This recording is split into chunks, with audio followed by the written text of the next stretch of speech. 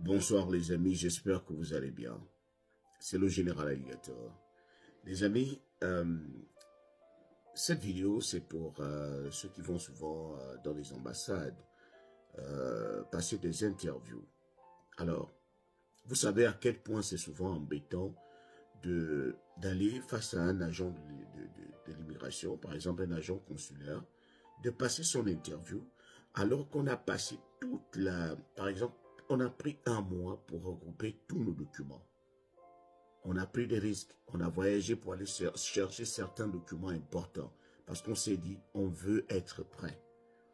Et lorsqu'on arrive à l'interview, on se dit que si l'officier consulaire a des soucis, a des doutes sur un certain domaine, sur notre interview, il peut nous demander des documents pour preuve.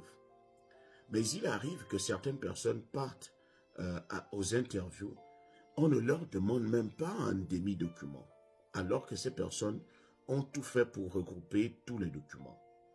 On ne leur demande aucun document et à la suite de cela, on refuse le visa.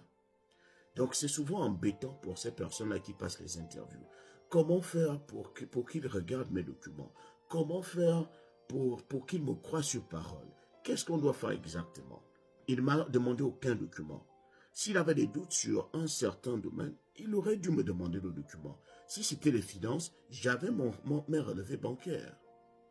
Si c'était l'endroit où je devais aller loger aux États-Unis, j'avais mon invitation sur moi.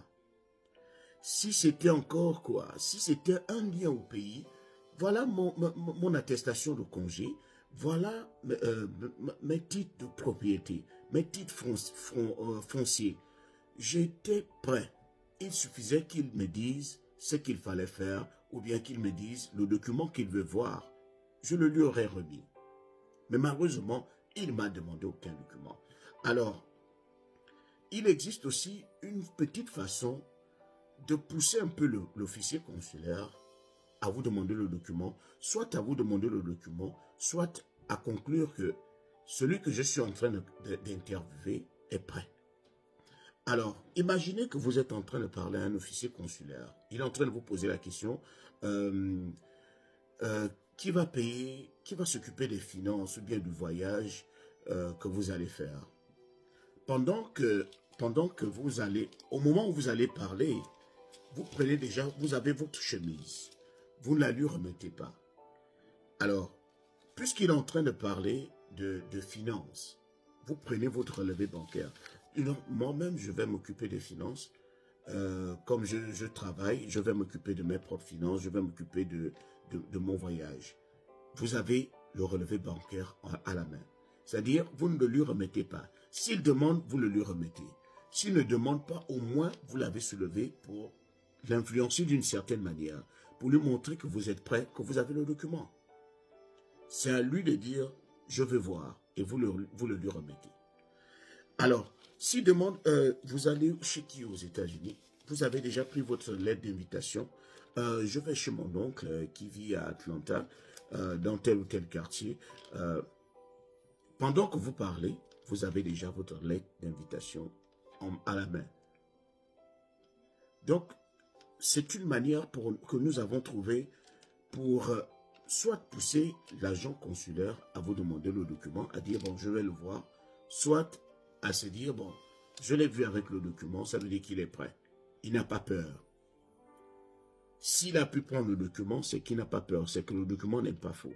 Parce que, pour ceux qui ne le savent pas, dans leur tête, ils se disent que dans plusieurs pays, les gens sont obligés d'aller faire des faux documents par-ci, par-là, juste pour aller passer l'interview. Mais lorsqu'ils voient quelqu'un qui arrive à prendre le risque de vouloir lui remettre un document, c'est qu'il y a quelque chose de sérieux. C'est qu'il y a déjà quelque chose de sérieux. Donc, vous êtes en train de travailler sur vos ondes. Vous êtes en train de pousser l'agent consulaire à se dire, celui-là, il est sûr de lui-même. Et c'est aussi ça l'avantage, à la veille de votre interview, de classer tous les documents dans votre chemise. Vous les classez. Vous savez très bien que dès qu'on va vous demander un document, vous savez là où piocher.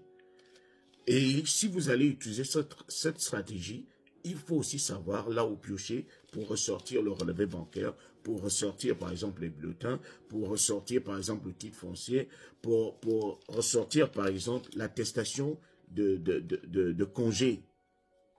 Qu'est-ce qui me pousse que vous allez revenir dans votre pays?